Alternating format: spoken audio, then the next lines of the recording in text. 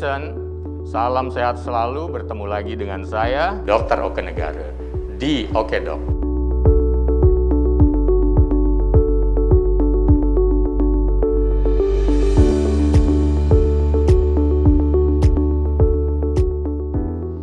Ya, McDison, bertemu lagi dengan saya, Dr. Oke Negara, di Oke Dok. Salam sehat selalu.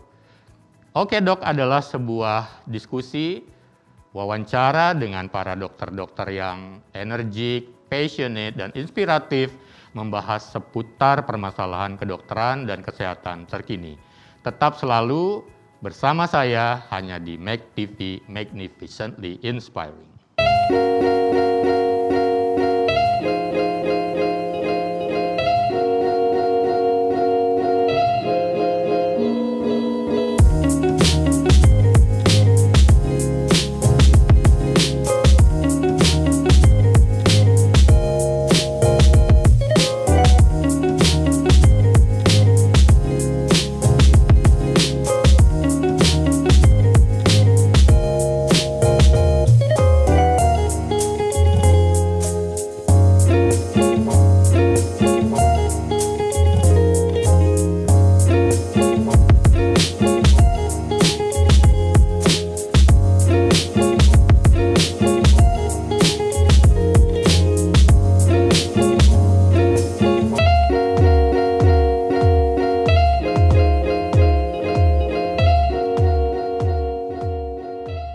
Ya, kembali lagi McDison, tanpa terasa kita sudah memasuki episode yang ke-31. Luar biasa, mudah-mudahan tayangan Oke Dok ini akan memberikan manfaat banyak buat para semuanya, buat McDison maupun para sahabat McDison semua. Jadi bisa diikuti episode-episode sebelumnya di kanal ini, di kanal Mac TV. Dan untuk kali ini kita akan kedatangan tamu spesial dengan topik yang spesial karena berkaitan dengan dunia akan memperingati World Sexual Health Day pada tanggal 4 September 2021 yang akan datang. Dan kali ini tentu saja topik yang akan kita bahas akan mendatangkan sekali lagi para dokter yang energik, passionate, dan tentu saja inspiratif yang dalam topik ini akan membahas semuanya yang berkaitan dengan kesehatan seksual. Dan kali ini saya akan mendatangkan sahabat saya, Dr. Pram. Jadi beliau adalah Dr. I Gusti Ngurah Prameswara, Magister Biomedik Spesialis Andrologi. Yang kebetulan juga di kantor saya, beliau adalah kepala departemen saya. Ya, ini dia Dr. Pram. Oke, tepuk tangan dong semuanya. Ya, Dr. Pram. Dok. Gimana kabarnya hari ini? Baik Dok, baik, selalu ya? Sehat. Tetap sehat ya? Tetap sehat Dok. Harus tetap sehat. Energik ya, tetap harus passionate tetap juga. Energik. Dan tetap inspiratif berarti Dok ya. Dan saya selalu senang ketika berbicara membahas tentang kesehatan seksual. Ada Dr. Pram yang juga akan banyak membantu karena saya sudah sangat lama bersama beliau sejak masih muda ya, remaja ya, dari kecil. Dari kecil saya. Remaja, besar sampai sekarang. Sampai sekarang masih bareng. Dan Dr. Pram, ada yang menarik ini. Tadi saya sempat sampaikan dan di beberapa kesempatan juga di media sosial ini sudah banyak yang mulai sounding tentang World Sexual Health Day ya, yang akan ditanyakan besok loh. Hari ini kan 3 September. 3 September. Jadi besok ya, persis besok 4 September. Jadi momentumnya dapat ini.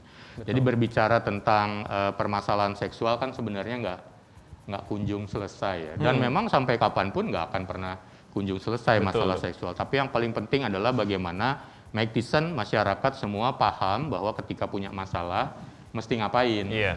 Dan yang salah satu yang menjadi keunikan adalah kita sempat melalui hal-hal spesial ini di masa pandemi. Jadi ada sesuatu yang berubah ya. Jadi secara pandemi bagaimana kita memperhatikan kesehatan seksual kita. Betul, Dok. Mungkin Dr. Pram bisa kasih awalan dulu nih. Iya. Jadi tema World Sexual Health Day tahun ini ya tadi sudah dijelaskan sama Dr. Oke. Bagaimana istilahnya kesehatan seksual ternyata sudah masuk ke platform digital. Nah mungkin beriringan juga sih dengan situasi pandemi. Kebetulan topiknya kita ulangi ya. Topiknya tahun ini Turn It On, Sexual health in digital world. Iya. Jadi ngomongin digital ya. Ngomongin digital, dunia zaman now dok ya, masa kini ya dok ya. Jadi memang karena situasi pandemi akhirnya merubah perilaku kita, merubah cara kita berinteraksi, ternyata juga di seksual juga seperti itu. Jadi tidak sebatas istilahnya media sosial ataupun juga informasi yang lain, ternyata seksualitas juga masuk ke dalam platform digital tersebut. Kemudian juga masalah-masalah seksual juga muncul ternyata di sana dok. Kemudian juga kalau kita sebagai dokter mungkin untuk penanganan, untuk pengobatan, atau mungkin juga interaksi dengan pasien, ternyata dunia digital ini berperan dengan sangat penting. Gitu. Ya, belum lagi kalau kita coba mixkan antara masalah yang terjadi itu ada pandemi. Kemudian ada orang merubah cara mendapatkan informasi yang tadinya datang ke dokter saja. Datang ke seminar saja, di sekolah saja, tapi sekarang ada gadget yang bisa kemudian dilihat, oh ini ada informasi nih tentang begini, atau mau mencari sendiri tentang informasi masalah seksualnya, semua ada, bisa didapatkan di dunia digital, di media sosial, di internet. Tapi apakah itu semuanya benar, apakah bertanggung jawab? That's the problem. Karena everything is on gadget, apakah semuanya correctly 100% true bisa dipertanggungjawabkan, ini akan jadi masalah ya dokter Pram, ya. Karena di dunia media sosial kayak begini semua orang bisa jadi semua orang bisa memberikan informasi, semua orang bisa mendapatkan informasi, dan semua orang akhirnya ya bisa salah juga dengan informasi tersebut. Jadi harus betul-betul kita perhatikan, dan mungkin juga di sini kita mengajak teman-teman sejawat dokter ataupun juga sejawat tenaga medis tenaga kesehatan yang mengerti tentang kesehatan seksual untuk ikut berbagi informasi yang benar tentang seksualitas terutama ya di dunia digital ini. Jadi dengan memanfaatkan teknologi, kemudian kita bisa membangun istilahnya ekosistem mungkin tentang informasi seksual yang bagus, dan juga bisa menanganinya jika perlu. Akhirnya suka nggak suka para dokter harus keluar sarang ya. Nggak cuma di mungkin ruang yang dosen praktek di kampus, yang di praktek nggak cuma di tempat praktek, tapi karena masyarakat banyak adalah memegang gadget, jadi tempat-tempat space informasi ini harus juga dokter-dokter juga harus berperan di sana. Berperan, mengisi, kemudian juga ya itu tadi harus aktif mengkampanyekan informasi yang benar, apapun itu tentang kesehatan, terkait dengan COVID juga. Nah, COVID juga banyak ternyata sangkut pautnya dengan seksualitas dok. Jadi perlu diinformasikan begitu. Jadi kita ingat salah satunya adalah ketika di gadget tuh, di WhatsApp group, di di Instagram, di Twitter. Itu di awal-awal vaksin loh, Magdison ya, kan banyak beredar. Kalau divaksin bisa membuat kelaminnya jadi lebih besar. Bisa memperbesar penis katanya.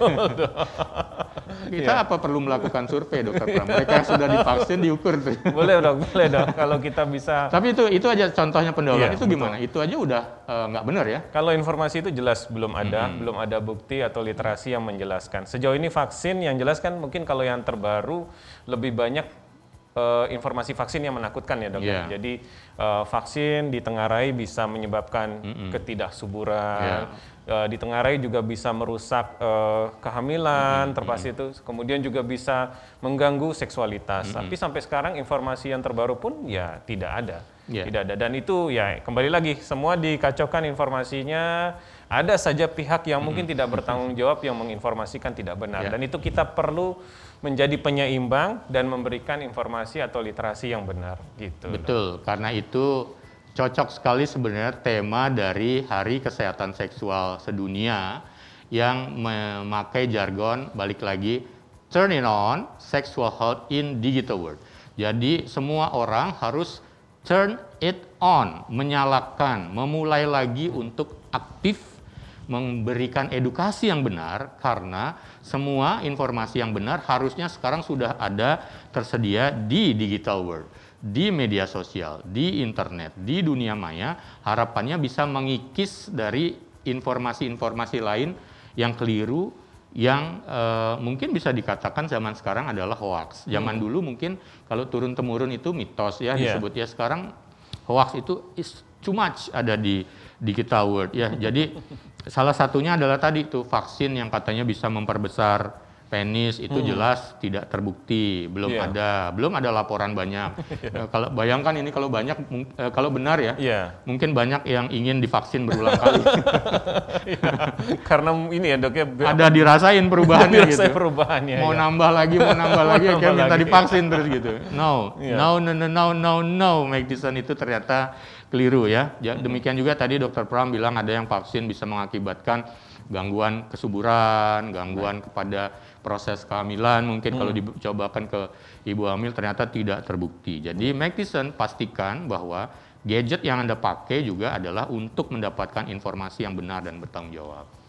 Kan begitu ya, Dr. Iya, Pram, betul. ya? Dan mungkin satu catatan juga dok, yang paling kita takutkan dari banyaknya arus informasi yang masuk di dunia digital ini adalah pada remaja ya, pada anak-anak ya. Okay. Kalau orang dewasa mungkin sudah sedikit bisa memilah, sudah ada pengalaman. Nah ini di remaja dan di anak-anak ini yang luar biasa juga. Jadi mereka juga mendapatkan paparan yang dini tentang informasi seksualitas. Mungkin ya kita tidak tahu, mereka sekarang semua sudah masuk ke istilahnya semua online ya, sekolah online, tugas online dan lain-lainnya. Nah kalau ini tidak diawasi, kemudian salah arah, mencari informasi seksualitas yang tidak benar, nah ini bisa, ya kita juga bisa salah. Jadi ini peran orang tua juga kita harapkan di sini, orang dewasa, untuk bisa memonitor aktivitas online daripada anak-anaknya atau remajanya. Jadi kalau misalnya ada terkait dengan seksualitas, kita harus bisa mengkoreksinya dengan benar dok, begitu. Ya.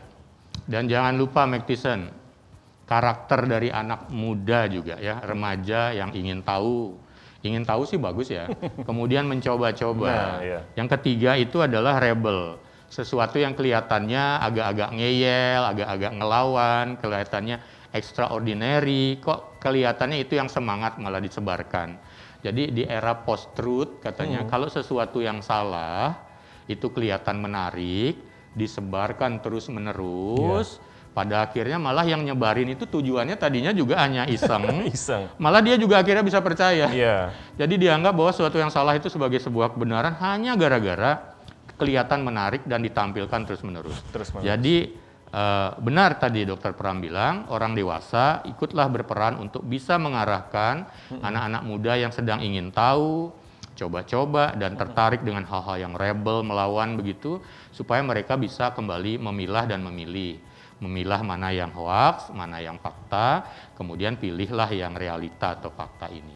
Karena itu nanti kita juga di segmen berikutnya Dr. Pram kelihatannya ada banyak ini pertanyaan-pertanyaan, pernyataan-pernyataan yang nanti coba kita lihat ini benar apa tidak, hoax atau tidak. Baik. Ya. Tapi sebelumnya, nah ini ada beberapa pertanyaan dari Mike Tyson yang sudah masuk, yang kita dapatkan dari dunia digital, terutama selama masa pandemi ini.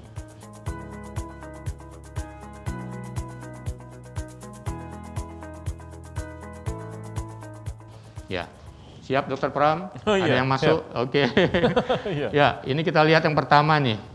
Yang pertama, Dok, apakah itu virtual sex? Apakah itu bermanfaat? Nah, itu gimana Dr. Pram? Jadi kalau ini keren, ini sering kali sekarang disebutin ini masalah virtual sex. Virtual sex ya dok ya. Apalagi dengan sekarang periode pembatasan ya dok ya. Jadi untuk kesempatan bertemu itu semakin sulit. Kalau keluar juga, apalagi kalau beda daerah ada penyekatan ya. Kemudian banyak hal yang akhirnya memberikan batasan-batasan. Selain juga mungkin karena penyebaran penyakit ya dok ya. Jadi kadang kita tidak tahu kalau misalnya kita sedang bergejala seperti itu, tetapi sebenarnya bukan COVID. Nah itu kan juga harus kita bisa menjaga diri biar tidak pasangan kita terkena.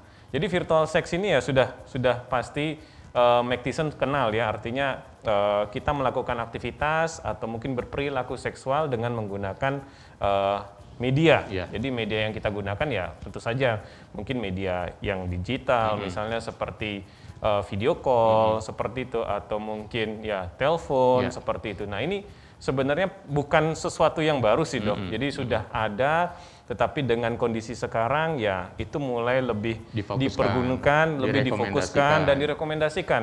Jadi tadi kan sudah disebutkan organisasi kesehatan seksual ya, yang berbasis Association of Sexual Health. Ya, yang berbasis di Amerika tersebut itu sudah menyatakan sendiri salah satu pilihan atau yang direkomendasikan untuk aktivitas seksual ya virtual seksual ini.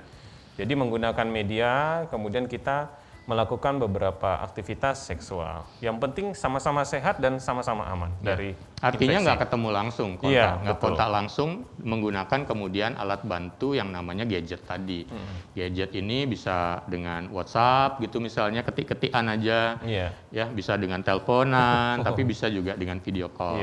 Dan satu lagi mungkin jangan khawatir ya, kadang kan kita takut virtual sex, jangan-jangan si platform ini bisa baca hasilnya kita. Jadi kalau sudah diperhatikan ya misalnya kayak saya sebut tadi WhatsApp atau Telegram atau Messenger itu sudah menyatakan mereka memiliki istilahnya aturan enkripsi. Jadi tidak akan membaca, tidak menghargai sekali privasi dan kerahasiaan informasi yang kita lakukan. Jadi jangan takut, itu benar-benar dari kita, kecuali kita sendiri yang menyebarkan dong. Nah itu yang salah kadang kan disebar-sebarin dong. Baru aja mau memberitahu satu itu, sebenarnya virtual sex itu adalah direkomendasikan di masa pandemi. Karena pandemi ini menginginkan supaya tidak ada kontak langsung. Bisa kebayang nggak misalnya, mohon maaf ini, jika ternyata pasangan itu adalah pasangan yang sudah menikah misalnya tapi terpisah jarak karena nggak boleh bertemu langsung saat ini, atau misalnya memang yang belum menikah deh gitu ya, tapi sudah melakukan aktivitas seksual apapun jenisnya. Jadi kalau misalnya selama ini akhirnya kalau ketemu ternyata misalnya ada aktivitas ciuman aja, ciuman basah, itu bisa menjadi ada resiko terhadap penularan COVID, karena COVID salah satunya adalah penularan yang paling besar itu dari droplet atau kandungan dari virus SARS-CoV-2 itu yang ada pada liur dan area cairan-cairan yang dari rongga mulut atau tenggorokan yang bisa ditularkan lewat bersin, lewat berbicara jarak dekat, termasuk berciuman. Ya, jadi ciuman nggak direkomendasikan karena itu akhirnya tahan diri dulu sampai kemudian pandemi mudah-mudahan terkendali dan hilang, baru nanti bisa ketemu dengan aktivitas seksual yang lebih bebas. Betul. Nah, tapi virtual sex ini aja sebenarnya sudah cukup jadi rekomendasi untuk bisa menyalurkan ketegangan atau kerinduan untuk melakukan aktivitas seksual. Tapi kalau saya pribadi, gini Dokter Pram, terutama untuk video call sebaiknya jangan direkam. Ya, jangan-jangan hanya gara-gara misalnya saja layar LCD-nya rusak. Diinepin ke tukang servis, tukang servisnya iseng diambil gambarnya, atau suatu saat hilang, ternyata ditemukan orang, nanti filenya ternyata bisa dipanggil lagi, ya. Atau ada juga yang bilang gini, tapi dok kalau tetap mau video call gimana dok? Satu-satunya cara kita mau kepengen rekam untuk dilihat-liatin ya jangan kelihatan kepalanya. Jadi kalaupun kesebar ya nggak tahu tuh. Asal nggak banyak tanda-tanda tubuh yang dibikin ya, tato jenis apa dikenal orang gitu ya. Itu juga perlu dipikirkan loh di era seperti ini. Tapi memang balik lagi yang nomor satu, virtual sex is one of the answer dari sebuah pertanyaan untuk bisa merealisasikan kebutuhan akan aktivitas seksual gitu ya. Oke. Nah ini rupanya ada pertanyaan muncul lagi ya. Baik dok. Oke dok, saat pandemi COVID begini, apakah melakukan hubungan seksual itu bermanfaat? Soalnya di media sosial berbeda-beda anjurannya. Nah tuh, ini buktinya dapat informasi yang berbeda-beda dari media sosial juga gitu. Oke, Dokter Pram silakan, nanti saya coba bantu-bantu dikit. Baik dok, nanti mohon ditambahkan kalau misalnya ada yang kurang. Jadi sesuai yang tadi ya, kalau dari kita, dari ilmu seksologi misalnya seperti itu, artinya kedokteran seksual atau kesehatan seksual, prinsipnya sebenarnya hubungan seksual ya salah satu tujuan yang kita harapkan adalah pro-healthy, jadi untuk kesehatan. Nah, asalkan dilakukan dengan cara yang baik, ya kemudian juga dengan cara yang mungkin aman seperti itu. Nah, kalau untuk pertanyaannya terkait dengan pandemi COVID sekarang, saat ini, ya sebenarnya yang perlu kita batasi adalah COVID ini sendiri, ya. Yang kita takutkan adalah aktivitas seksual ini malah menjadi perantara untuk penularan daripada COVID. Makanya karena itu kita menyarankan kepada Mactison semuanya, ya sebelum melakukan hubungan seksual, ya pastikan diri kita sehat dulu, ya pastikan diri kita dan pasangan kita sehat, terbebas dari COVID, ya seperti itu. Kemudian juga memang siap untuk melakukan aktivitas seksual tersebut. Jangan dipaksakan, atau mungkin juga jangan juga kalau tidak ada keinginan, ya artinya ada sakit, kita paksakan, itu tidak baik. Tentu saja akan menimbulkan efek yang tidak kita inginkan. Nah, kalau kembali lagi, apakah hubungan seksual itu bermanfaat? Seperti tadi, kesimpulannya adalah kalau dilakukan dengan cara yang baik, cara yang aman, dan tentu saja memastikan memang sama-sama ingin, ya silakan. Itu saya rasa tidak masalah dan malah mendukung dan malah bermanfaat bagi kesehatan. Ya, mungkin gitu, Dok. Jadi, Mike Tyson, saya setuju dengan Dr. Pram. Kata kuncinya adalah kita ada pada saat pandemi saat ini. Pandemi saat ini yang ditakutkan adalah terjadi penularan dan jadi orang menjadi tertular menjadi seorang pengidap COVID-19. Nah, itu dulu sebenarnya yang harus diproteksi. Jadi ada cara-caranya, kemudian ketika misalnya ada aktivitas seksual, kembali lagi seperti pertanyaan pertama, cukup dengan virtual sex, nggak usah ketemu, cukup. Dan itu bisa, silakan. Tapi kalau yang ada di mindsetnya adalah, aku harus berhubungan seksual dengan pasanganku. Ya, pastikan saat melakukan hubungan seksual, free from virus. Jadi, tapi gimana dok dengan yang OTG? Nah, yang OTG juga harus paham bahwa ketika melakukan hubungan seksual misalnya memiliki proteksi sampai benar-benar tahu bahwa diri kita ini sebenarnya aman dari virus.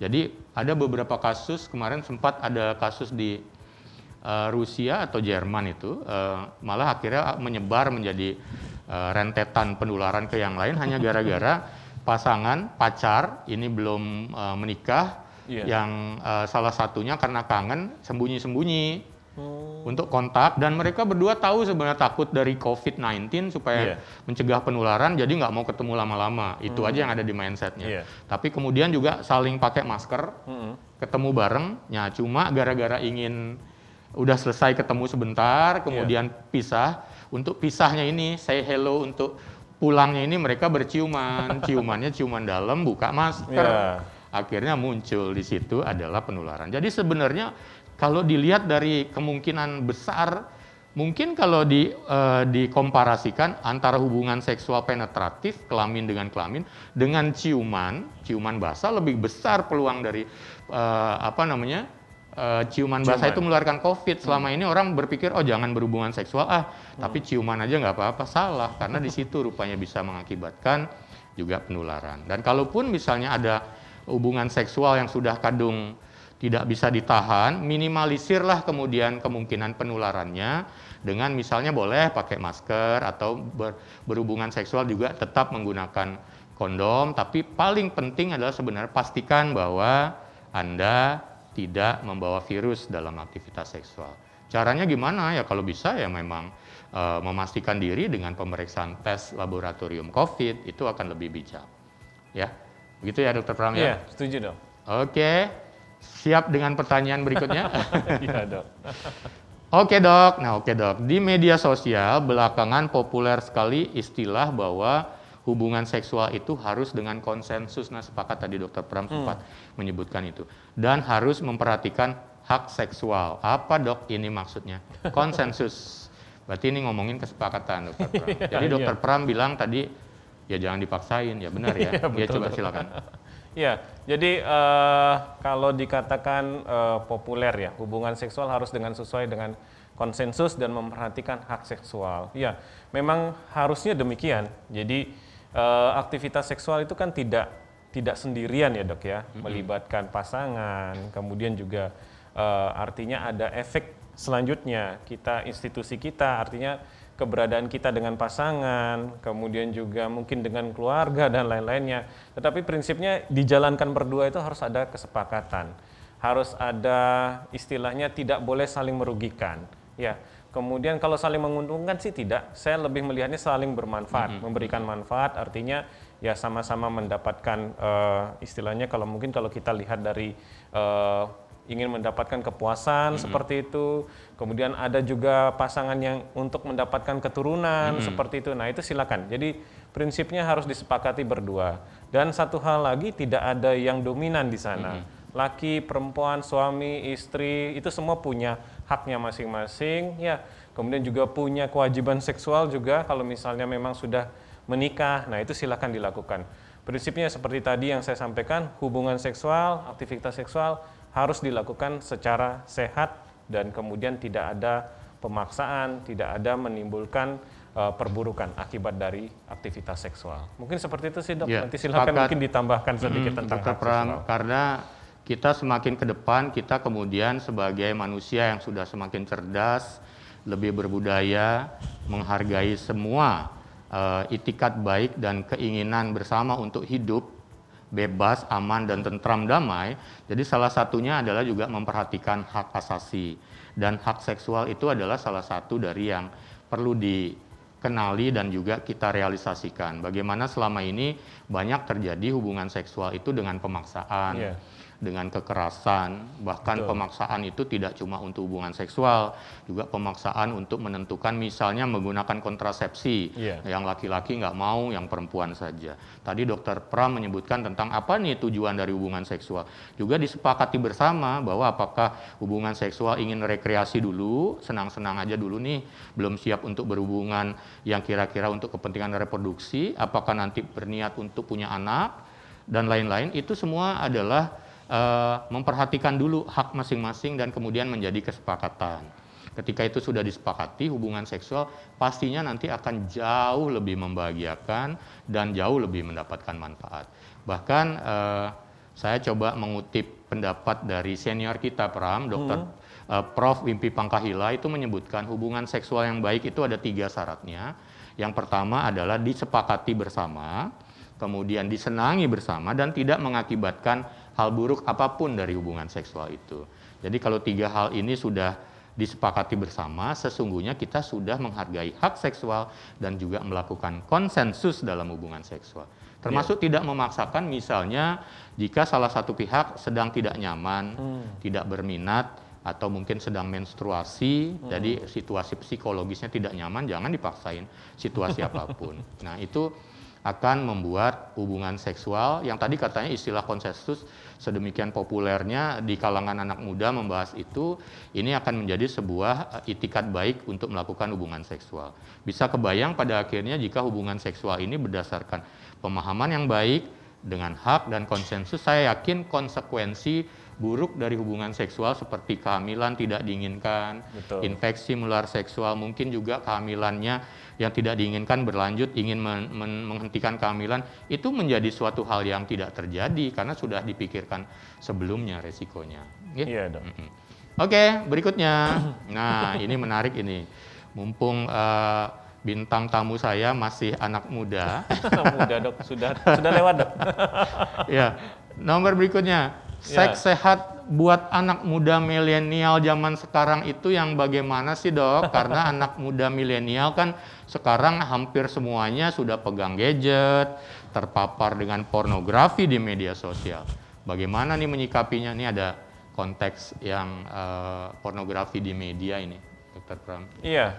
Ya, jadi ini pertanyaan Mactison yang bagus ya. Jadi saya memang di akhir-akhir ini juga banyak mendapatkan case ya dari, saya sebut dari telemedicine lah seperti itu. Jadi banyak mungkin karena masa pandemi anak muda itu ya rata-rata kan pelajar, rata-rata mahasiswa, mereka sibuk dengan perkuliahan dan lain-lainnya ketika masa perkuliahan. Nah, kemudian kemarin ini kan 1-2 bulan ini masa jeda perkuliahan. Nah, mereka libur mungkin, dulu ya? Libur. Mereka libur dari kuliah, libur dari aktivitas perkuliahan, kemudian jauh juga dari teman-teman mereka. Nah, akhirnya salah satu pelarian mereka adalah di media pornografi ini. Jadi saya juga cukup heran dalam... Bukan ke game aja ya, tapi juga mengakses pornografi ya? Beberapa lari atau jangan-jangan gamenya juga game pornografi? Ini yang saya kurang tahu juga, dok. Karena beberapa memang disinyalir beberapa games kan gamesnya untuk dewasa. Bahkan ada yang seperti ya cukup sedikit lah artinya mengarah ke pornografi. Dari gambar, dari visualnya seperti itu. Nah, ini mereka lari ke arah memanfaatkan waktunya adalah ke pornografi ini. Dan akhirnya banyak yang terjerumus, dok. Jadi dengan adiksi, misalnya melakukan masturbasi yang berlebihan, kemudian artinya juga terganggu pola tidurnya. Kemudian juga yang cukup saya banyak dapat kasusnya adalah ketakutan, Dok. Apakah aktivitas pornografi ini akan berlanjut atau menimbulkan gangguan fungsi seksual di masa depannya. Dan salah satu yang mereka takutkan adalah mengalami ejakulasi dini, Dok. Jadi itu banyak, saya sampai heran.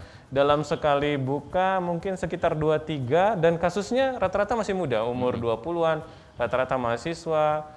Kemudian saya tanya, rata-rata mereka memang tidak punya aktivitas yang lain. Ditambah dengan sekarang masa PPKM, mereka terbatas sekali akses untuk keluar. Jadi ya di rumah ya sudah browsing, browsingnya larinya ke seperti itu.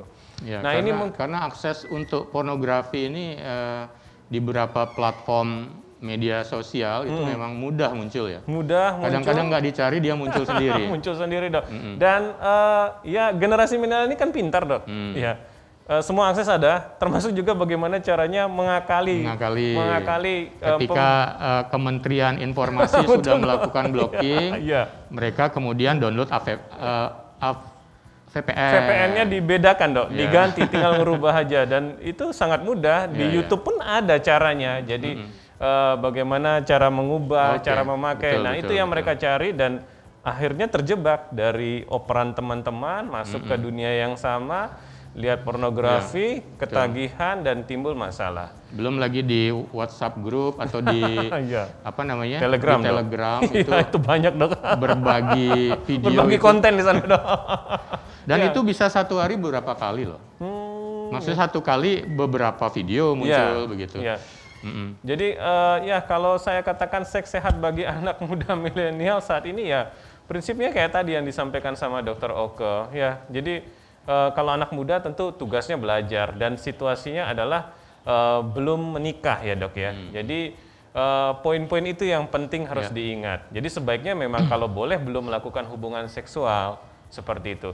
Kalaupun harus melakukan hubungan seksual ya ingat lagi tadi pesannya Dr. Oke ya. Jadi tidak boleh ada pemaksaan, menggunakan kontrasepsi karena kontrasepsi ini tidak hanya untuk membebaskan diri dari infeksi menular seksual saja, tapi untuk kehamilan juga seperti itu. Karena kalau misalnya hamil, sedangkan kita masih sekolah, masa depan kita mungkin akan terganggu dengan kondisi itu. Dan satu hal lagi ya milenial dengan pandemi ya satu hal, jadi selalu menjaga dirinya, tetap sehat ya. Jadi kayak tadi Dr. Oke bilang ya kalau misalnya kita belum sehat, kita masih curiga dengan pasangan kita, mungkin saja terinfeksi ya harus dipastikan dulu. Kemudian kalau memang harus, gunakan masker, cuci tangannya, dan selalu jaga kebersihannya. Jadi ya, kalau tipsnya, konsepnya mungkin kurang lebih seperti itu, Dok. Dan untuk menyikapinya, kalau untuk masalah pornografi ini kembali lagi, saya menekankan di sini sebenarnya fungsi orang tua, fungsi orang dewasa, fungsi pendamping daripada anak muda ini. Untuk bisa mengarahkan, untuk bisa memberikan aktivitas yang bermanfaat, minimal waktu mereka ini terisi dengan aktivitas yang positif. Tidak hanya di depan layar, ya, kemudian tidak hanya di depan gadget, ini kok sudah liburan masih di depan layar. Nah, jangan-jangan coba dicurigai, jangan-jangan yang dilihat bukan yang lainnya, tapi yang seperti itu. Mungkin kurang lebih seperti itu, Dok. Jangan orang tuanya ikutan.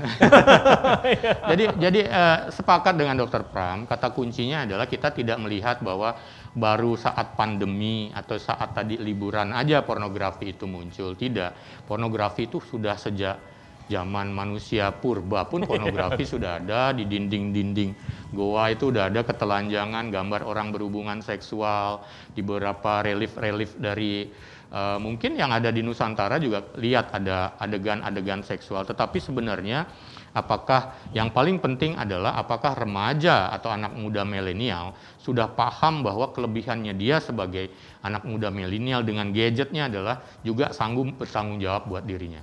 Sanggup memilah bahwa ini boleh saya tonton tetapi ada batasannya. Mungkin jangan sampai adiksi, keterusan.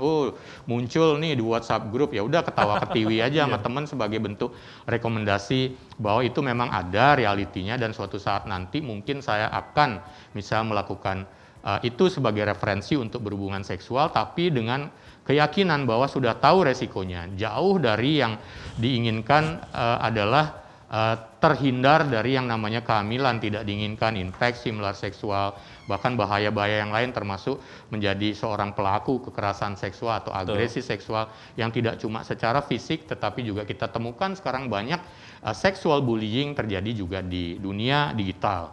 Jadi dan yang paling penting adalah sebagai anak muda milenial harusnya menjadi orang-orang yang paling pertama bisa memprovokasi orang untuk melakukan prokes. Jadi provokasinya provokasi yang bagus, ya. Jadi boleh-boleh saja mengisi waktu luang dengan hal yang bisa membahagiakan, menyenangkan, tetapi tahu apakah yang dilihat ini adalah sesuatu yang kira-kira mulai menjadi beresiko atau tidak. Kata kuncinya adalah ketika punya waktu luang, waktu kosong, ya lakukan untuk diisi dengan hal-hal yang bermanfaat. Justru di dunia digital is already too much yang bisa ditiru untuk mengisi waktu luangnya dengan kegiatan yang bermanfaat. Saya punya keponakan aja bikin vlog untuk bikin kuliner masak gitu ya. Jadi kita orang persis tadi, orang tua yang ngarahin juga untuk hal seperti ini. Jadi ada kesenangan baru yang membuat anak muda ini juga lebih nyaman, senang, tapi juga kreatif dan bermanfaat. Tidak cuma melulu menunggu kiriman dari temannya untuk video yang baru dari si ini ada nggak gitu ya. Itu bukan suatu yang aneh di zaman sekarang, tapi kalau hanya terbelenggu ada di situ saja, ini akan menjadi masalah. Ya, bahkan bisa menjadi sebuah masalah serius nanti dalam perkembangan aktivitas seksual dan pilihan juga aktivitas seksualnya nanti. Dan orang tua, orang dewasa, kalau bisa jauh sebelumnya sudah menginformasikan tentang hal ini kepada anaknya sejak dia ada di keluarga. Oke? Iya, Dok. Berikutnya udah masih banyak nih. Kalau gitu, Dok, bagaimana tips nih untuk mengenal hoaks tentang informasi seksual di media sosial? Mengenal hoaks, mana yang hoaks, mana yang enggak? Kira-kira gimana tuh, Dr. Pram? Jadi ya seperti tadi ya, banyak informasi di media sosial, kemudian yang berkembang, yang menyebar, yang tidak jelas juga seperti itu. Nah, ini memang tanggung jawab ya. Jadi dari kita sendiri minimal untuk tahu, bisa membedakan yang mana hoax sama yang tidak. Prinsipnya jangan semua langsung ditelan mentah-mentah. Jadi kita harus punya proses menyaringnya sebelum kita menerima atau kita sharing. Jadi saring sebelum di-sharing seperti itu ya. Jadi prinsipnya adalah kita lihat dulu, ya kalau misalnya ada informasi tentang kayak tadi vaksin akan menyebabkan gangguan seksual, jangan percaya dulu, coba lihat yang ke sampingnya, coba lihat narasumbernya dulu, siapa yang menulis di sana, dapatnya dari mana, begitu. Kalau sebaran-sebaran WhatsApp aja tanpa ada identitas, jangan dipercaya dulu. Jadi coba cari dokumen lengkapnya, ya literasi atau bacaan lengkapnya, terutama yang ditulis oleh ahlinya, misalnya ditulis sama Dr. Oke Negara, ya. Jadi di platformnya disebutkan bahwa ternyata memang vaksin tidak punya efek buruk terhadap seksualitas. Dan bahkan juga kalau misalnya mau cari lagi, kalau misalnya mahasiswa yang misalnya yang medis, itu biasanya bisa cari kan di jurnal-jurnal, ternyata memang banyak sekali informasi. Jurnal pun juga sebenarnya ada jurnal yang yang tidak pas, ada yang bagus. Jadi kita harus saring semuanya, prinsipnya jangan terlalu cepat menyimpulkan sesuatu, kita harus cari tahu dulu kebenarannya, kemudian sebelum menyerapnya ataupun men-share-nya ke teman kita. Jadi ya pintar-pintar memilih berita. Gitu. Betul. Ya, sepakat sama Dr. Pram ya. Karena di media sosial ini banyak sekali orang yang ingin mempengaruhi orang lain dengan tujuan tertentu. Apakah itu ingin membuat generasi muda kita menjadi secara sistematis menjadi bodoh, gampang terpengaruh, dan kemudian mungkin jadi tidak bertanggung jawab. Tapi yang paling penting, seringkali justru jangan-jangan ini orang ingin menjual sesuatu dari informasi seksual. Ujung-ujungnya pastiin tuh. Karena ketika kita menulis kata alat kelamin aja, penis gitu misalnya ya, di dialog box dari Google, itu kadang-kadang 20 link pertama itu, 20 first link itu mengarahkan ke upaya untuk mencari pengobatan untuk memperbesar ukuran kelamin gitu misalnya. Pastiin, oh ternyata ini marketing, ini jualan. Oh kalau misalnya ragu, masih ada di grup-grup WhatsApp gitu, pastikan juga konsistensi dari berita ini ada nggak di tempat lain juga. Benar. Ya lihat, oh ternyata cuma 1-2 aja bisa jadi, apalagi mungkin di-share udah cukup lama, ini jangan-jangan udah bukan informasi baku. Dan yang paling penting sebenarnya adalah sebagai anak muda, kita ngomong anak muda ya, juga berkenalanlah dengan orang-orang yang mungkin memiliki keahlian yang bisa dipertanggungjawabkan.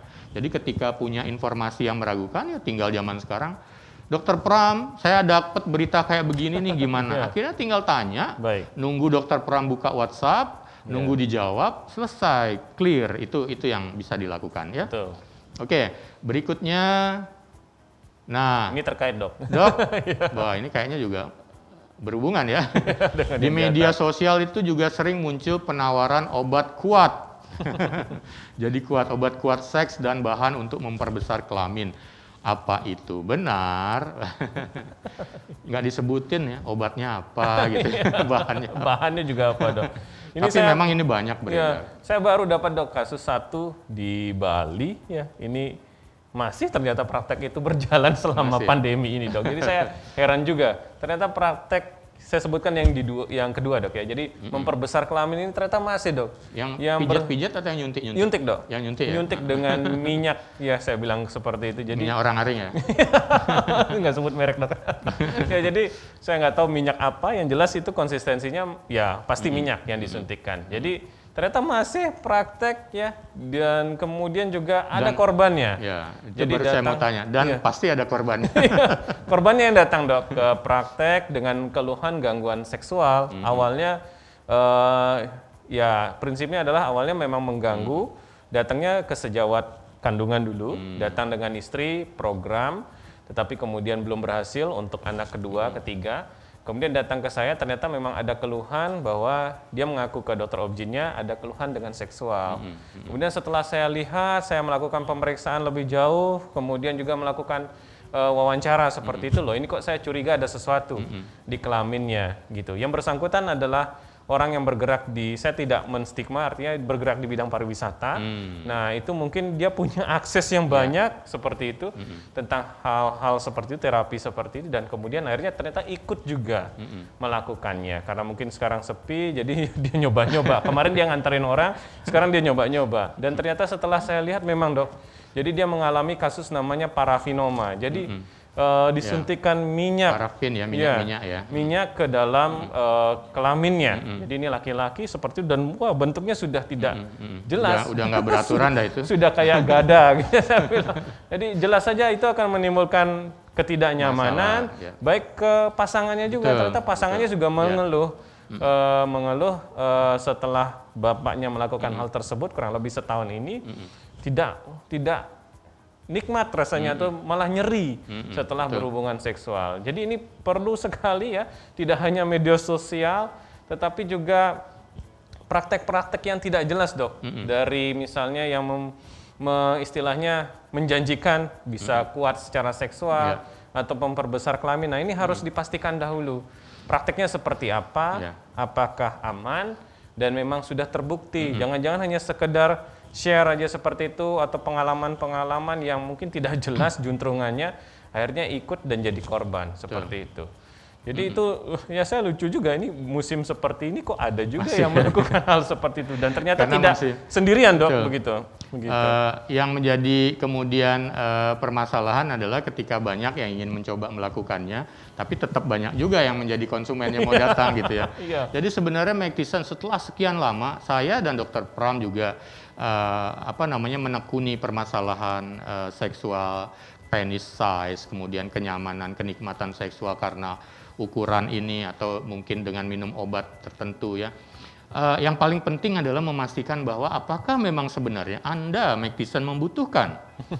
Jangan-jangan ukurannya baik-baik saja, jangan-jangan fungsi seksualnya masih tetap baik ya, tapi karena terpengaruh teman untuk menjadi supaya lebih potensial lagi, supaya lebih kelihatannya gereng kata orang, kemudian terpengaruh untuk tawaran obat-obat kuat yang tidak bertanggung jawab atau upaya-upaya untuk memperbesar kelamin.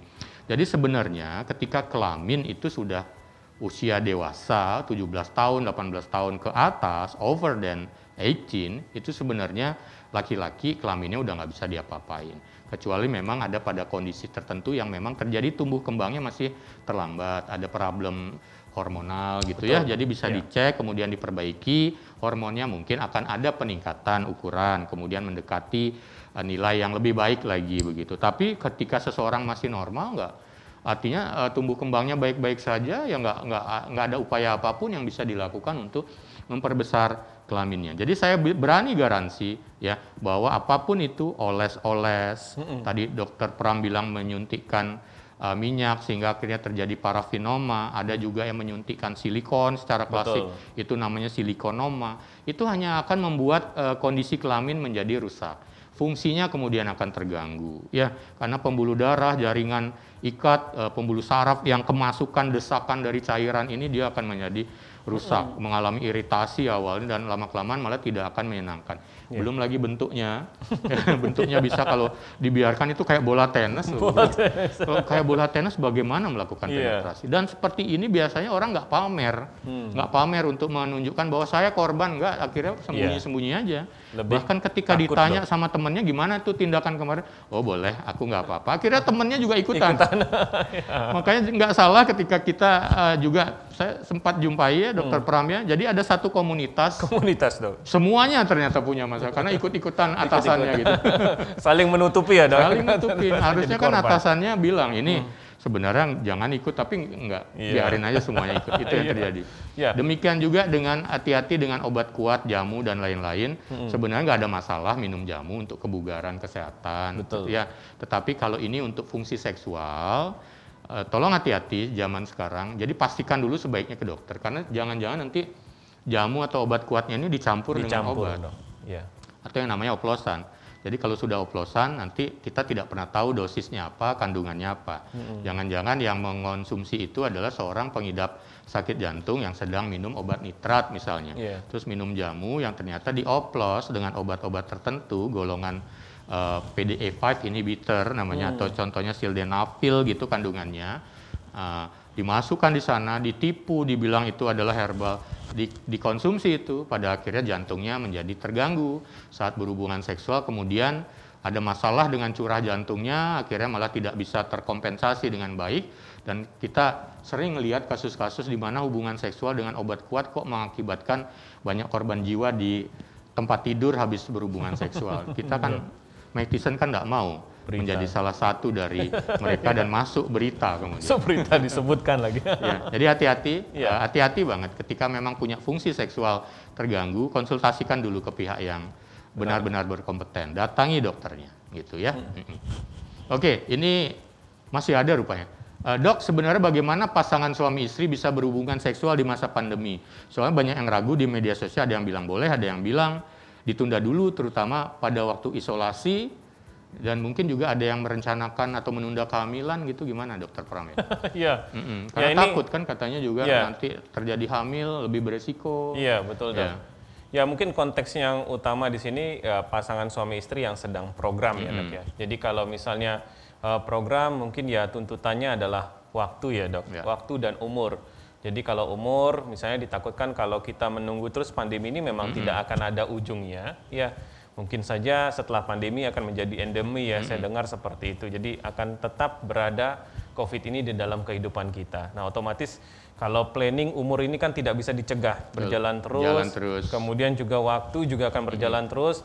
Sedangkan kita punya masa untuk aktif secara seksual, masa untuk masa program reproduksi itu tidak banyak. Nah jadi prinsipnya kalau dari kami dari bidang andrologi, seksologi, kemudian juga mungkin objin ya, sejawat objin, sampai saat ini kita tidak ada larangan untuk melakukan program kehamilan, untuk melakukan hubungan seksual. Ya, jadi dalam masa istilahnya pandemi ini tidak ada. Ya, memang benar kehamilan itu salah satu komorbid ya, yang sudah dimasukkan sebagai penyulit, sebagai istilahnya mungkin akan memperburuk kondisi infeksi daripada COVID. Tetapi prinsipnya adalah sebelum hamil kita bisa vaksin untuk meringankan gejala, ataupun pada saat hamil kita bisa vaksin juga, sudah diperbolehkan.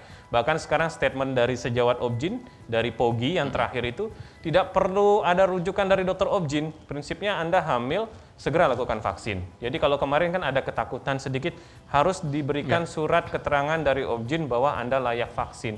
Sekarang sudah tidak perlu dok. Jadi seperti itu. Nah, kalau misalnya sekarang terkait dengan masa isolasi, berarti prinsipnya kan sedang terinfeksi COVID, atau mungkin juga sedang tanpa gejala atau kecurigaan terkena COVID. Nah, kalau yang ini saya kembalikan seperti yang tadi, ya, jadi prinsip-prinsip protokol kesehatan harus dijalankan, kemudian lihat lagi situasi, lihat lagi kondisi, kesehatan kita. Ya, kalau kita memang siap, kita memang sehat, silakan dilakukan. Tetap dengan protokolnya seperti itu. Kemudian kalau misalnya kita lagi tidak fit, tidak sehat, apalagi dengan bergejala, saya rasa bisa dipending dulu, fokuskan dulu pengobatan, Ya, fokuskan isolasi dulu. kan cuma 10 tambah 3 hari. Iya, 10 tambah 3 hari ya tanpa gejala. Jadi saya rasa sudah cukup. Ya, jadi seperti itu. Nah, sampai saat ini pun juga informasi yang terbaru mungkin terkait dengan kalau misalnya berhubungan seksual takutnya menularkan COVID, misalnya dari cairan kelamin itu belum ada, Dok. Ya, jadi betul. seperti itu. Jadi seperti yang tadi Dr. Oke sampaikan, yang lebih berbahaya itu aktivitas berciuman dibandingkan aktivitas seksual itu sendiri. Maksudnya di sini mungkin ya tanda kutip adalah penetrasi kelamin. Jadi seperti itu, Dok. Mungkin itu sih, Dok. Ya. Ya. Sepakat. Jadi kata kuncinya adalah saat ini ilmu updating tentang COVID juga selalu berkembang. Jadi yang hamil dengan yang tidak hamil sebenarnya kalau sudah hamil ini itu juga nggak terlalu berbeda penularannya, tetapi memang ketika yang hamil kemudian terinfeksi COVID ya, itu membutuhkan perhatian yang lebih khusus. Jadi paling tidak kemudian adalah jangan terlalu parno sekali untuk berpikir menunda begitu ya. Jadi silahkan saja, termasuk yang promil. Yang paling penting adalah usahakan bisa vaksin dulu. Ya, kapanpun itu. Sebelumnya atau on the way daripada pregnancy-nya. Tapi yang jelas ketika sudah hamil pastikan juga selalu didampingi oleh dokter kandungannya. Terutama kalau memang sedang COVID sekalipun pastikan juga didampingi oleh mungkin konsultan feto maternal mungkin supaya lebih benar-benar lebih precise diperhatikan terutama di trimester pertama. Ya, tapi secara keseluruhan sebenarnya dalam konteks untuk berhubungan seksual juga nggak ada masalah sepanjang dua-duanya sebenarnya free from virus, jadi tidak mengidap COVID-19. Kalaupun sedang masa isolasi, pastikan juga bisa nggak sih nahan aja satu siklus itu ya 10 hari bebas gejala tambah lagi 3 hari. Jadi kalau nggak ada bisa dilewati itu silahkan sesudah itu berhubungan seksual. Tetapi kalau misal mau di sela-sela itu berhubungan seksual, pastikan memang tidak ada keterpaksaan dan itu memang hubungan seksual untuk melepas ketegangan dan bikin rileks yang dianggap mungkin imunnya jadi lebih meningkat. Tentu saja dengan prokes, jadi tetap pakai masker, mungkin positioningnya juga harus diperhatikan, kemudian juga tetap walaupun cairan belum terbukti pakai kondomnya dulu untuk berhubungan. Tapi itu adalah pilihan terakhir sebenarnya ketika memang sangat menginginkan untuk berhubungan seksual gitu. Tapi kalau bisa ditunda dulu deh sampai masa isolasinya selesai. Gitu ya. Oke. Nah, ini ada 2 pertanyaan terakhir ya, Dokter Pram ya, dari Mike Tyson. Sebelum nanti kita ada bahas-bahas hoax dan fakta. Dok, saat pandemi siapa sih yang paling berperan dalam memberikan pendidikan seks buat anak-anak nih, terutama kan pada di rumah. Lalu bagaimana menyikapi anak yang belum waktunya sudah mengakses pornografi? Tadi sebenarnya udah sambil kita bahas itu ya. Oke, siapa yang paling berperan? Ini penekanan saja sih, Dok. Mungkin kalau untuk pendidikan seksual buat anak, ya karena masa pandemi, otomatis anak lebih banyak di rumah sebenarnya. Ya, jadi ya mungkin interaksi dengan temannya pun sudah mulai terbatas. Ya. Nah, otomatis ya yang paling berperan adalah orang tua di rumah. Atau mungkin orang dewasa yang ada di rumah. Kakaknya misalnya seperti itu. Atau mungkin ada kerabat daripada orang tuanya yang lebih mengerti tentang pendidikan seksual tersebut. Jadi diinformasikanlah hal-hal berbau seksualitas itu secara positif. Jadi jangan ada yang ditutup-tutupi, jangan ada memakai istilahnya berbalut dengan objek-objek tertentu ya, artinya diselubungi, tidak terbuka. Kemudian juga mungkin ya hati-hati juga bisa bantu dipilah anak-anak tersebut yang mana yang mitos, yang mana yang hoaks, yang mana juga yang fakta yang tentu saja harus kita ikuti. Dan kemudian kalau menyikapi anak belum waktunya untuk mengakses pornografi di gadget ya prinsipnya anak-anak ya terutama kalau misalnya anak-anak usia sekolah ya otomatis memang sudah membutuhkan gadget, Dok. Jadi memang harus benar-benar diperhatikan, harus dimonitoring penggunaan gadgetnya itu untuk apa saja.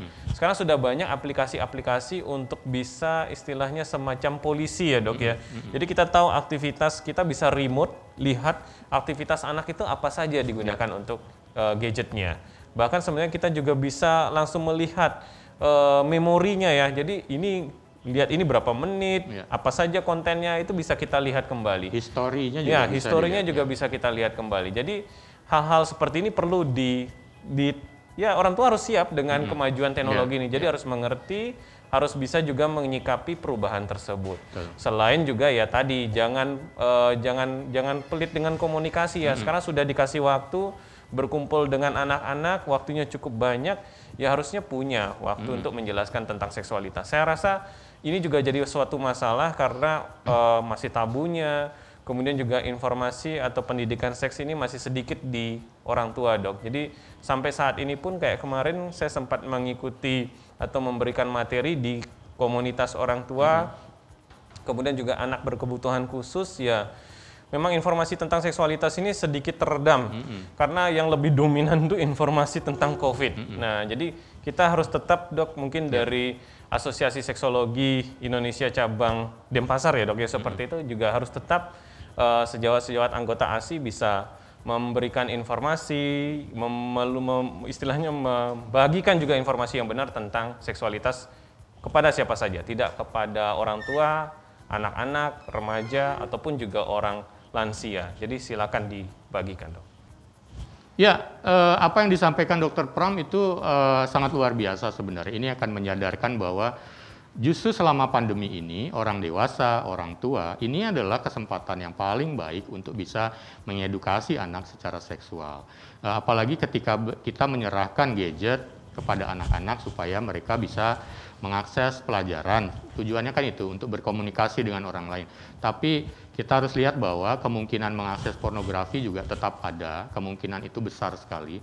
Tapi jadilah kemudian para orang dewasa memulainya dengan memberikan edukasi di awal tentang edukasi seksual kepada anak-anak. Jadi anak-anak juga tahu bahwa kalaupun ada muncul pornografi, dia akan berpikir ini tidak untuk diakses berlama-lama saat ini, tapi nanti ada saatnya, karena dia akan merasa kemudian bahwa akan ada resiko jika mengakses pornografi terlalu sering. Dan itu sangat bisa sebenarnya dikondisikan sebelumnya. Jadi di pandemi ini juga menjadi semacam rujukan kembali bahwa orang tua zaman sekarang tidak cuma anaknya yang harus milenial, tetapi orang tuanya juga harus lebih gaul.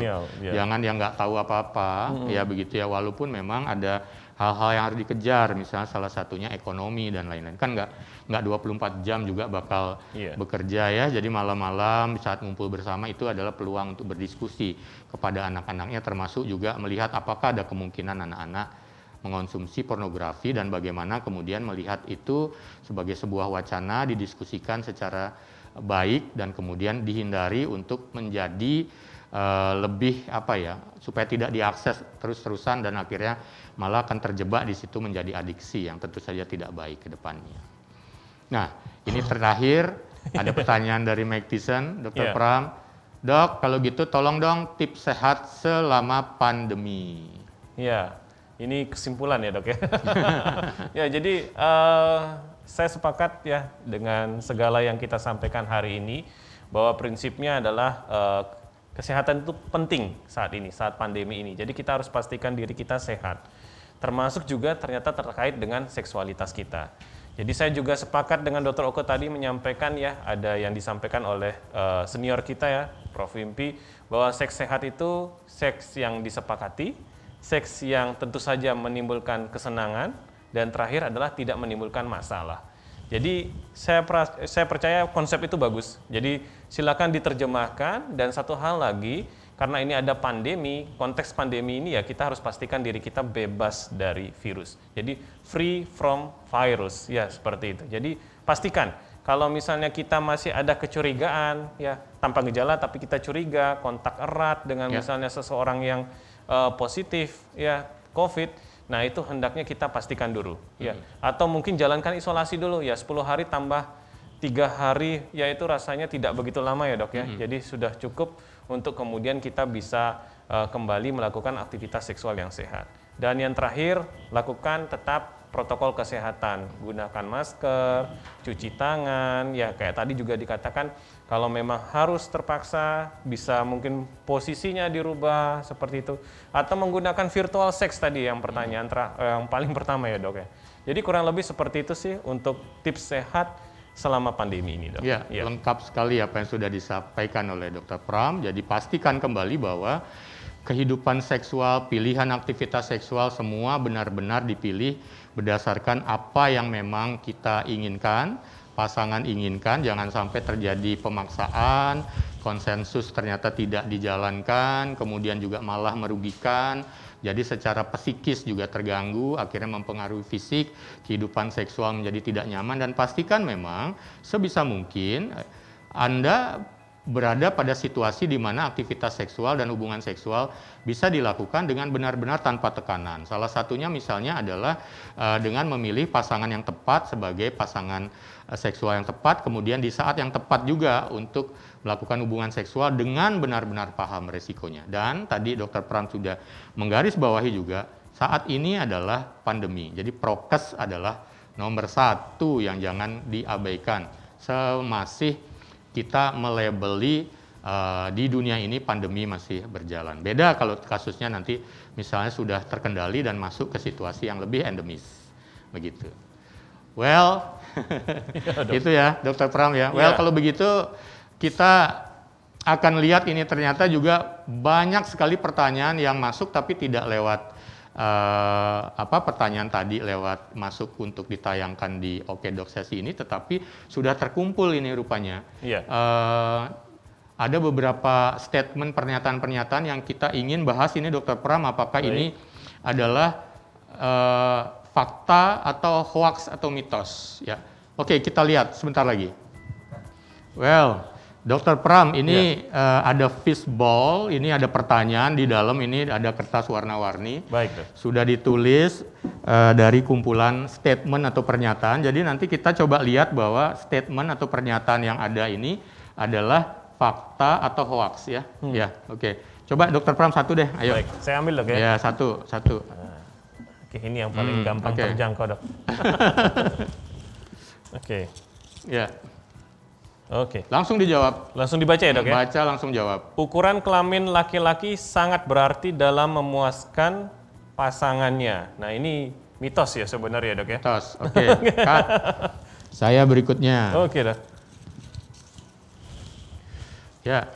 Perempuan berpayudara besar, dorongan seksualnya juga besar. Mitos. Saya ambil lagi, Dok. Ya. Saya suka warna pink, Dok. Oke. Oke, baik. Kondom itu bisa mencegah kehamilan juga penyakit kelamin. Benar, fakta ini. Fakta, Ya. Oke. Ini nggak ada bukan karena warna kesukaan juga ya. Ini kok payudara semua ya?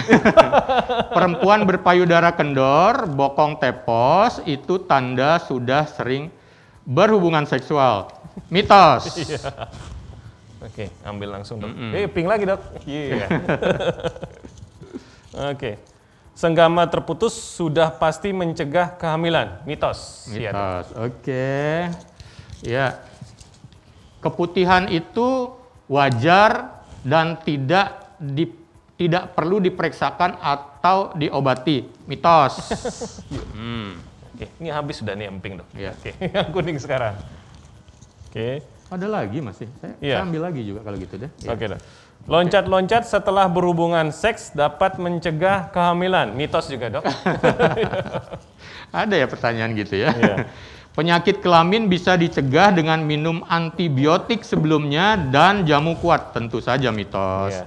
Ya. Saya ambil duluan, Dok, biar cepat, Dok. Hubungan seksual pertama harus berdarah.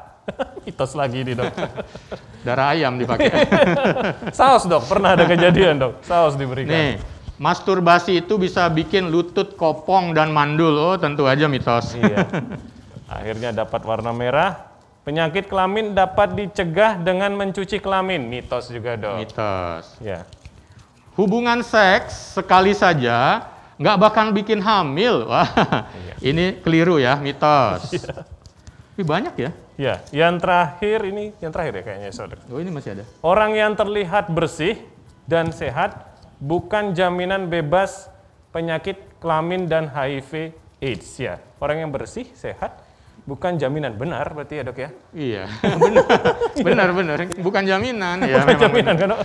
Itu benar. Iya. Nah, ini the last kayaknya, Dok. paper, ya. perempuan berkumis dan berbulu, dorongan seksualnya besar. Ini juga mitos. Sudah habis dok? Sudah habis, saya putar-putar tidak ketemu lagi. Weh, jadi sebenarnya itu banyak, cuma kita jawabnya tadi cepat-cepatan begitu ya. Tapi kalau dilihat memang akhirnya banyak mitos ya.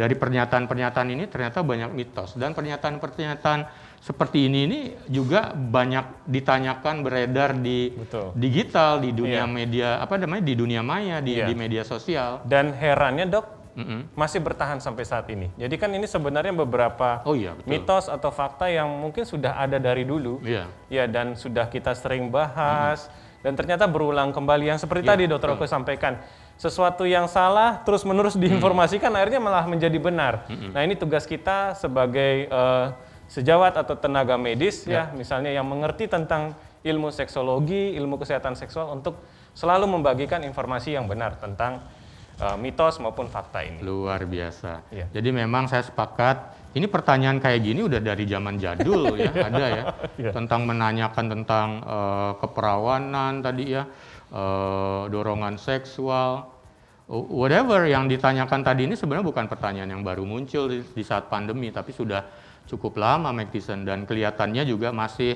turun-temurun dipercaya orang. Misalnya ada yang berusaha untuk berhubungan seksual, misalnya mencari pekerja seks atau gonta-ganti, tapi dia minum obat-obat tertentu, minum antibiotik sebelumnya, yang kalau ditanya katanya biar nggak sakit, nggak kena penyakit kelamin atau infeksi menular seksual. Tentu saja itu adalah big wrong. Jadi memang kemudian ketika melihat banyak mitos, banyak hoaks yang beredar masih di masyarakat, sesungguhnya ini adalah tanggung jawab kita bersama. Nggak cuma dokter, tidak cuma pemerintah, tidak cuma guru mungkin ya. Semuanya, termasuk ketika Anda Mike Tyson sudah memiliki informasi dan kemudian memiliki kemampuan untuk membagikannya. Justru di era digital sekarang, ada platform-platform yang bisa kita menginformasikan, disitulah kita bisa berbagi. Kalau zaman dulu kan masyarakat paham, kemudian mungkin hanya dikasih tahu anaknya, orang terdekatnya. Tapi sekarang ketika Anda paham, Anda bisa menulis di Facebook, Anda bisa mengupload something di YouTube, membuat video yang cukup menarik begitu mungkin, atau di Twitter, Instagram, atau di grup-grup aplikasi media sosial apapun, ada di grup atau mungkin chat. Itu informasi yang seperti ini, tapi dalam konteks yang menyampaikan faktanya, itu bisa dibagikan kepada orang banyak. Jadi, jadilah becoming hero in digital world, terutama dalam mengedukasi masalah seksual. Dan ini akan pada akhirnya juga berujung-ujung pada pemahaman, memberikan pemahaman kepada semua orang untuk mendapatkan hak seksualnya. Hak yang mana? Hak untuk mendapatkan informasi dan pelayanan terhadap problem seksual. Gimana Dr. Pram? Ya, saya setuju dok. Jadi sesuai dengan tema hari ini ya, jadi kita semangatnya adalah berbagi informasi dengan dunia digital, perkembangan seperti ini, seperti acara Oke Dok ini. Jadi Mike Tyson bisa melihat informasi, ya, edukasi tentang seksualitas secara benar. Dan episodenya sudah banyak dok, jadi sudah 31, jadi luar biasa Dr. Oke bisa tetap semangat berbagi informasi tentang kesehatan, tidak hanya tentang seksualitas, dan itu kita harapkan terus ya berkesinambungan, termasuk juga kita mengajak ya teman-teman sejawat, tenaga medis, tenaga kesehatan, ataupun yang mengerti tentang ilmu seksualitas, ilmu kesehatan seksual untuk berbagi, tetap semangat berbagi ya, walaupun kayak tadi ya, sesuatu yang diulang-ulang terus-menerus, tetapi sebenarnya kita tidak pernah bosan untuk mengedukasi masyarakat kita. Dan satu hal mungkin ya, karena kita masih masa pandemi, mungkin yang pesan saya ya terkait juga dengan seksualitas ya, mungkin pilihan seks yang sehat untuk masa pandemi ini bisa dilakukan dengan baik dan bisa dilakukan juga dengan bertanggung jawab. Jadi yang tadi sudah kita bicarakan panjang lebar ya dok ya, jadi pastikan memang seksnya sehat, kemudian ada pilihan-pilihan ya, menggunakan virtual ya, kemudian juga tetap menjalankan protokol kesehatan. Kita hadir di sini, kita memberikan informasi sebenarnya juga dengan semangat yang sama, solidaritas, kepedulian, ini pakai pita hitam ini ya. Jadi seperti itu ya. Jadi sebenarnya adalah untuk menyampaikan bukan kita berduka, tetapi ini rasa solidaritas kita, rasa kepedulian kita bahwa sebenarnya pandemi ini belum berakhir. Memang semuanya sulit, ya. Ekonomi sulit, kesehatan juga sebenarnya sedang bekerja keras, juga sulit juga dalam usaha untuk ya kita sama-sama di pandemi ini. Jadi kita harus kerjasama dan bergotong royong mungkin seperti itu, ya minimal sampai pandemi ini berakhir dan seperti tadi yang disampaikan sama Dr. Otte, kita bisa hidup kembali, normal kembali seperti sedia kala. Gitu aja mungkin, Dok. Wow, luar biasa. Dr. Pram tadi pernyataannya komplit, lengkap, sangat cocok dengan situasi kita saat ini. Memang benar kita hari ini berdua juga memakai pita hitam, ini adalah lambang dari solidaritas bahwa pandemi belum usai, banyak orang-orang, educator, pelayan masyarakat, termasuk juga tenaga kesehatan di pandemi ini kemarin sempat menjadi korban dan berpulang mendahului kita semua. Mudah-mudahan ini akan menjadi semacam semangat buat kita semua tetap sehat, dan tapi juga di saat yang serba sulit ini kita juga jangan lupa untuk tetap ikut mengedukasi dan berbagi kepada masyarakat ramai. Jadi Dr. Pram, terima kasih sudah sama-sama, hadir Dok. Sukses juga, Dok. di acara Oke Dok di di Mac TV kali ini, dan ini semua kita tayangkan juga dalam kesempatan untuk ikut mengedukasi masyarakat dalam konteks World Sexual Health Day 4 September besok. Jadi sekali lagi terima kasih buat Dr. Pram, dan mungkin sedikit berapa patah kata lagi deh buat closing statement. Ya, Dok. Ya, jadi untuk Mactison semuanya, ya stay safe, stay healthy, seksnya juga tentu saja sehat. Itu aja mungkin, Dok. Ya, terima kasih Dr. Pram, sehat selalu, tetap mengedukasi dan menginspirasi kepada semua orang. Salam kepada keluarga, sehat-sehat selalu juga, karena keluarga Dr. Pram juga sudah saya anggap seperti keluarga saya sendiri. Ya, jadi Mactison, hari ini kita sudah mendiskusikan permasalahan kesehatan seksual yang memang masih ada dalam situasi pandemi. Tetapi kita jangan lupa bahwa sedikit apapun kemampuan kita, waktu kita, kesempatan kita untuk berbagi kepada orang banyak, pada berbagai permasalahan kesehatan apapun, terutama mungkin adalah permasalahan kesehatan seksual, silahkan dibagikan kepada semua, baik itu sahabat Mactison maupun kepada masyarakat yang lain. Jadi dengan demikian, ketika kita sudah membagikan sesuatu kepada orang lain, hidup kita akan jauh lebih bermanfaat. Jadi sekali lagi, seseorang baru berarti sebagai manusia bukan diukur dari apa yang sudah dia dapatkan, dia miliki, jabatan, pangkat, gelar, kekayaan, bukan dari itu sesungguhnya, tetapi justru dari apa yang sudah sanggup diberikan buat orang banyak atau orang lain. Tetap selalu di Oke Dok, hanya di Mac TV, Magnificently Inspiring.